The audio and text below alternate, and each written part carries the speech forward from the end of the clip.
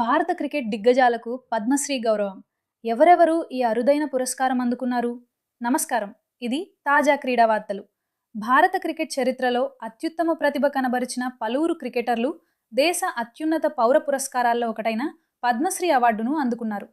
ఈ జాబితాలో క్రికెట్ దిగ్గజాలు సచిన్ టెండూల్కర్, కపిల్ దేవ్, సునీల్ గవాస్కర్, రాహుల్ ద్రావిడ్, అనిల్ కుంబ్లే, సౌరవ్ గంగూలీ, వీరేంద్ర సెహ్వాగ్, వివిఎస్ లక్ష్మణ్, గౌతమ్ గంభీర్, విరాట్ కోహ్లీ, మహేంద్ర సింగ్ ధోని, శిఖర్ ధావన్, యువరాజ్ సింగ్, రవిచంద్రన్ అశ్విన్ వంటి ప్రముఖులు ఉన్నారు. మహిళా క్రికెట్ నుంచి మితాలీ రాజ్, జులన్ గోస్వామి, హర్మన్ ప్రీత్ కౌర్ కూడా ఈ గౌరవాన్ని అందుకున్నారు. ఇక తాజాగా 2026లో భారత కెప్టెన్ రోహిత్ శర్మ కూడా పద్మశ్రీ అవార్డుతో సత్కరించబడ్డారు.